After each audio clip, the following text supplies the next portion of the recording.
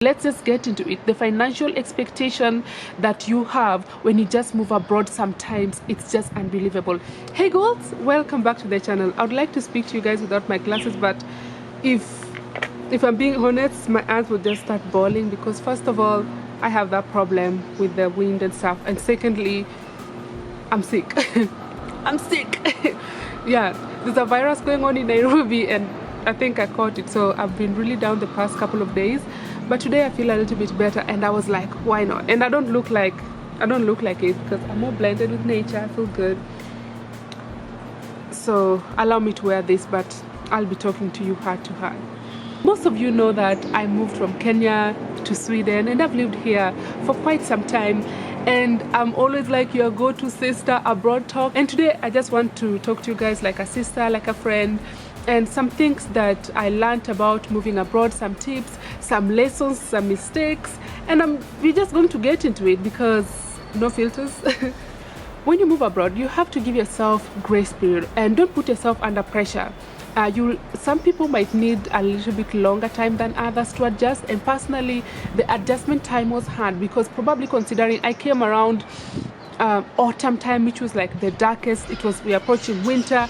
It was hard, and it wasn't just the weather that was stressing me, it was everything else around me that was so much that, guys, I kid you not, I had to go to therapy to be able to adjust to moving abroad. And there's no shame for that. Like if you're someone who is moving abroad and you feel like it's so heavy on you, if you can, go for therapy, because that adjustment period can be really hard, especially if you're not prepared for it. And for me, I wasn't.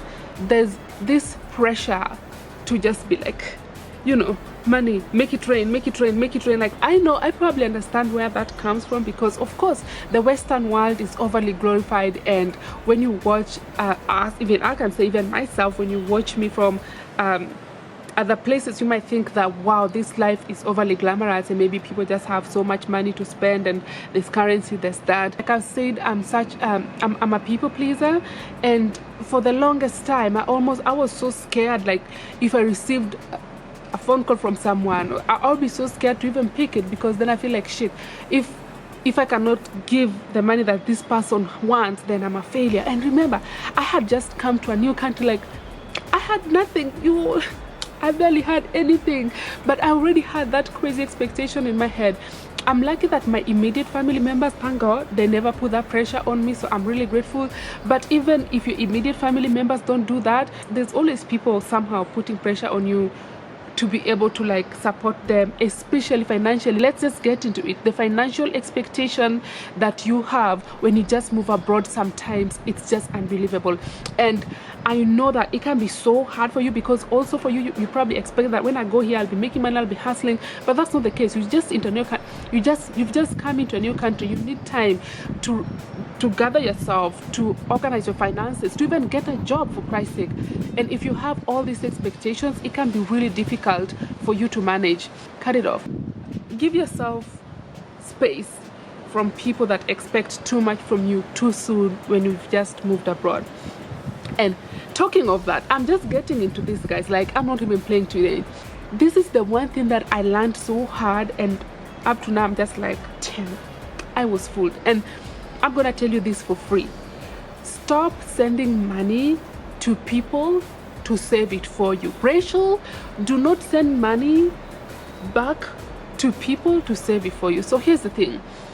When I moved abroad, I was like, you know, it takes a while to have like a bank account and all this. You just don't know how everything works. You're like, okay, I'm going to be sending money to this person who even that person that you trust. Yes, even that person that you trust, exactly, the person you're thinking about. Please don't send them money. Don't send them money to save it for you, because you might end up like me. So in my case, like I was so excited about moving abroad, hustling, making money, and the little money that I'll get, I'll be sending to someone. Long story short, you know how that ends. It never ends well, and you don't want to end up like me. It ends up breaking relationships, breaking friendships and all that stuff, and you don't want that to happen. So what you want to do is manage, your money is just fine in your bank account abroad, just like it will be if you sent it to someone to keep it for you in a mattress back home. Okay, yeah, if you want to buy a plot, if you want to invest back home, keep your money here. When you're ready to invest, take your money, go invest, look at the investment happening, and then monitor it, because there's all that, like I hear stories, a lot happens, but trusting people, even people that you really trust with money, can ruin relationships, friendships, and even family relationships. Yeah. Talking of keeping your valuables to yourself, this also applies to passports. You know, there are people who, when you arrive, like in some countries, they want to take your passport. Employers, spouses, they do this as a way to control people, so they might want to take your passport to keep it for you so that it's safe. Or you probably just don't trust yourself with your own personal documents. If you have trusted yourself enough to move from one country to the next, you should be able to trust yourself enough with your documents. And listen, no employer, no spouse, no one should take your passport or your personal belongings to keep for you. You have to keep this for yourself, because it has landed so many people into, and sometimes it's so innocent, like, oh, it's my husband. No, girl. Yes, it's your husband, you're in love now, but you just never know. Keep your documents, your personal documents, to yourself. The biggest tip, like, forget everything, is to learn the language, guys.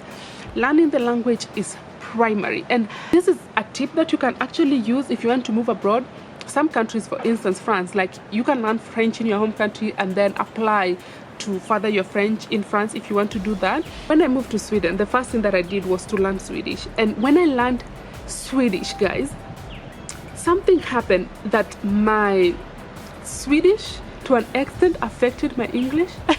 People tend to like make fun of my accent. They think it's fake because I have a little bit of Swinglish in my speaking. To think that learning a foreign language over years has somehow affected my English, it's mind-blowing. But I know a lot of people who have learned a new language can completely relate to this.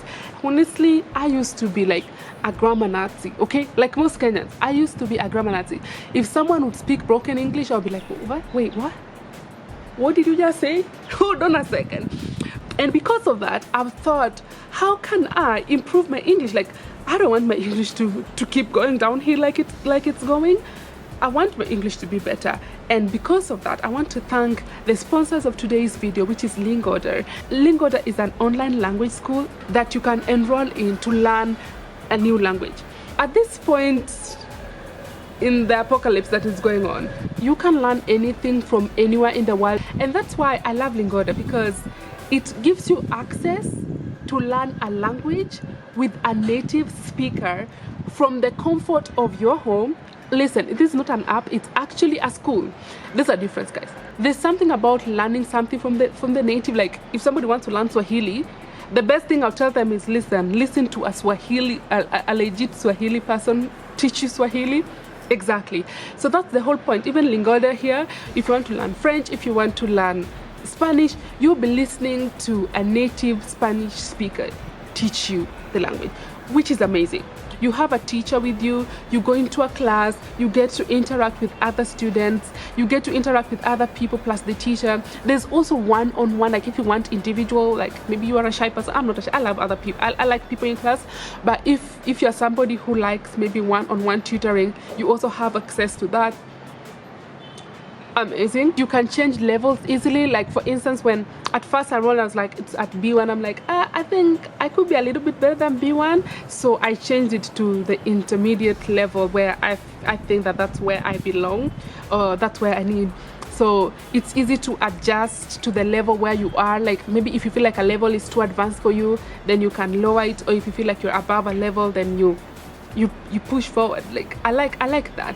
No excuse. That German class that you've been thinking about for a while because you want to move to Germany, it's time, girls, start learning. I'm actually considering learning Spanish as well, because I can see myself with a house in Spain at some point, and hallelujah, I'm praying for that. Amen. Hallelujah.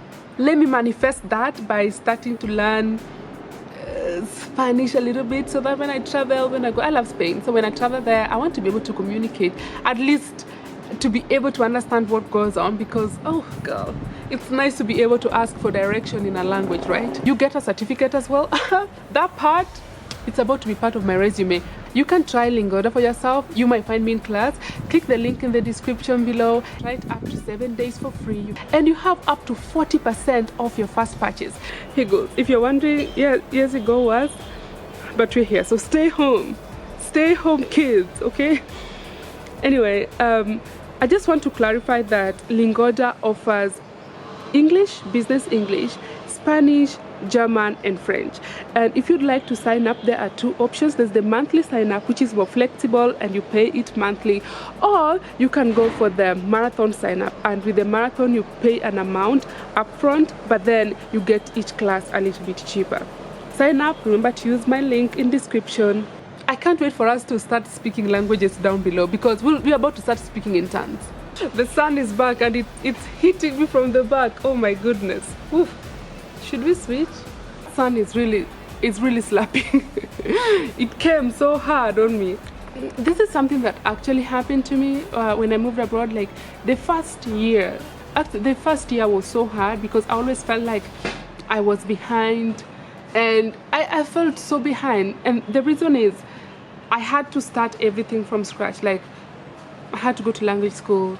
And this thing, honestly, it will really mess up with your mind, and it messes up with so many people that they don't even bother. But I would encourage you, please do not feel left behind. And every single step that you take towards achieving your dream, whether it's going to school, learning the language, it's all moving forward. It might feel like all your friends who you're in university with, everybody is like in their corporate world, like living their best corporate life, and you're over here in language school learning A, B, C, D from scratch. That thing can mess up with your mind, but I promise you, just go through it. Do not feel under pressure. Do not feel left behind, because most of us actually went through that. I think after my second year in uni, that's when I started to feel like, oh, okay, it's not so bad after all. But in the beginning, if I tell you, I used to have nightmares dreaming that I'm in primary school. Yes, I used to feel like that, and it would put me down for a while.